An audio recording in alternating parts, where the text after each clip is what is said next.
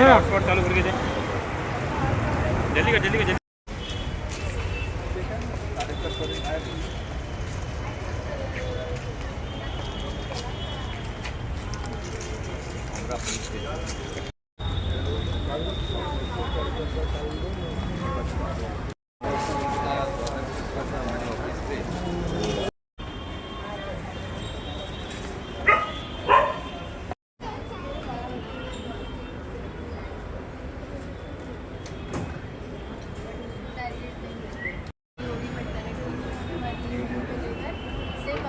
और डिग्रेड होने वाला है क्योंकि मुसलमानों के लिए जो जमीन दे दी गई है वो अपोजिशन पार्टी ने बिल को लेके चेंजेस करने बोली है कि ठीक है हम लोग ये चेंजेस करवाते हैं वैसा उम्मीद करते हैं कि कहीं ना कहीं तो सिफारिश थोड़ी हेल्प करेगी।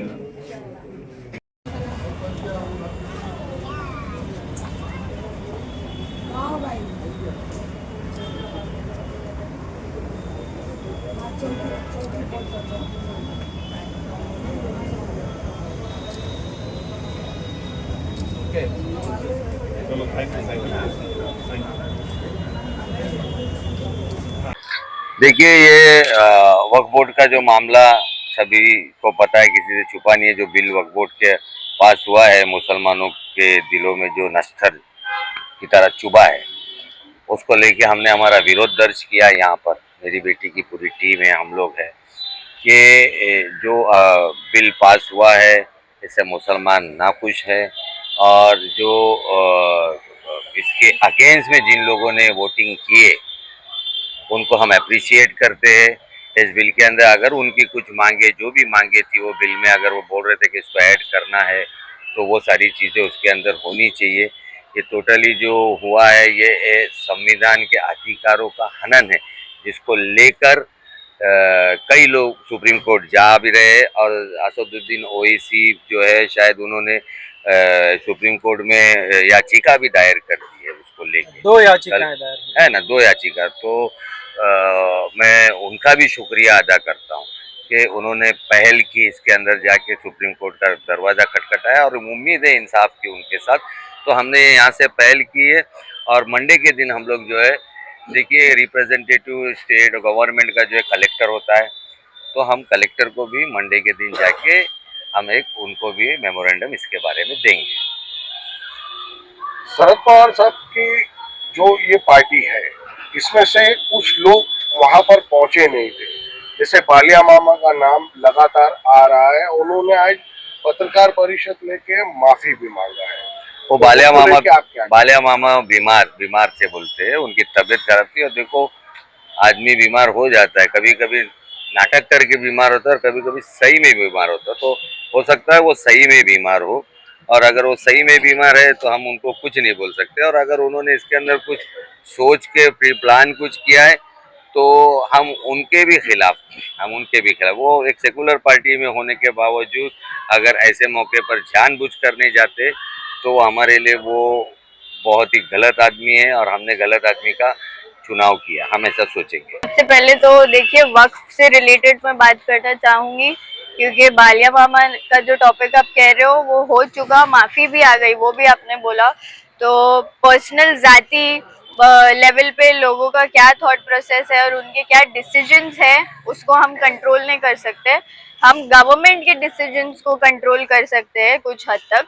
इसीलिए हमने आज ये एप्लीकेशन मुमरा पुलिस स्टेशन के सीनियर को सबमिट किया है, ये उम्मीद में कि उनके भी आगे कॉन्टैक्ट्स है, वो भी सिफारिश कर सकते हैं। मंडे को जैसे वालिद साहब ने बताया, हम कलेक्टर ऑफिस जाएंगे, तो वक्त के अगेंस्ट जो हम हैं, और स्पेशली पूरा मुमरा, भले ही आपको तादाद थोड़ी दिख रही है, बट ये दिल से आए हुए लोग हैं जो वक्त के अगेंस्ट खड़े हैं। और once a Waqf always a वक्फ, हमारा यही बोलना है। प्लस हमारी डिमांड्स है कुछ जो हमको इंशाल्लाह हम आपको मंडे के दिन कलेक्टर ऑफिस के बाहर ज़रूर बताएंगे। तो लोगों से भी गुजारिश है मेरी, जो कोई भी ये वीडियो देख रहा है, अपने अपने इलाकों से भले ही छोटी बट आवाज़ ज़रूर उठाइएगा, क्योंकि हमारे आने वाली नस्लों के लिए बहुत ज़रूरी है। वक्फ अल्लाह का दिया हुआ अल्लाह के रास्ते में दी हुई चीज है और उस पर किसी का भी हक नहीं है और उसको सिर्फ मुस्लिम कम्युनिटी ही कॉन्कर कर सकती है और वही वो चीज को चला सकती है। तो जो अमेंडमेंट बिल्स में किए गए हैं वो अमेंडमेंट अनकॉन्स्टिट्यूशनल है और हम इसके अगेंस्ट है और रिक्वेस्ट करेंगे कि जितने भी लोग ये देख रहे हैं प्लीज आप भी अपनी अपनी आवाजें उठाइए और वो 232 लोगों का शुक्रिया अदा करते हैं हम सब मिलकर जिन्होंने वक्फ के अगेंस्ट आवाज उठाई। उसमें कई सारे नॉन मुस्लिम भी है जो प्रूव करते हैं कि इंडिया यूनिटी का एग्जाम्पल है। भले हम कम नंबरों से वो चीज हार गए, जीत नहीं पाए, बट हमारी यूनिटी इकट्ठा रही 232 लोगों की एक साथ और इंशाल्लाह दुआ करूंगी कि आगे यूनिटी नंबर में और बढ़े। तो अभी क्या चाहती है कि आप कि सरकार इस पर रिव्यू करे या जो क्वेश्चन सुझाए गए थे अपोजिशन की तरफ से उस पर विचार करे? यस, ऑपोजिशन ने जो अमेंडमेंट्स दिए हैं चेंजेस करने के लिए, जैसे सरकार ने बोला है आर्बिट्री ऐड किया है उसके अंदर, जिसका मतलब है कि आपको एक डेडलाइन दी जाएगी, वो डेडलाइन के अंदर आपको अपने प्रॉपर्टी को वक्फ के अंदर रजिस्टर करके बताना है। बट जो डेडलाइन है उसमें इतनी सारी प्रॉपर्टीज रजिस्टर होना इम्पॉसिबल है, तो जब वो रजिस्टर नहीं होगी तो उस पर गवर्नमेंट का स्टैंप लग जाएगा, तो वो प्रॉपर्टी गवर्नमेंट की हो जाएगी। तो इसके अंडरलाइंग ऑब्जेक्टिव्स भी बहुत सारे हैं जो बिल उन्होंने पास किए जो नेगेटिवली इम्पैक्ट कर रहे हैं हमारी कम्युनिटी को, जो कि वो बोल रहे शेड्यूल्ड कास्ट शेड्यूल्ड ट्राइब के लिए इफेक्टिव और एफिशिएंट है, वो बर्बादी है हमारे लिए, इफेक्टिव और एफिशिएंट नहीं है। तो बस यही चेंजेस जो ऑपोजिशन ने दिए हैं बिल में वो जरूर करने चाहिए। सरकार ने कहा है कि हम मुस्लिम में जो पसमानदा लोग हैं उनको उठाएंगे। सरकार की मंशा तो तुमको मालूम है, बोलते क्या है करते क्या है। जो मुझे बताओ, जो ओबीसी लोग आते हैं सरकार ने कभी उनके लिए कोई आवाजें उठाई नहीं है।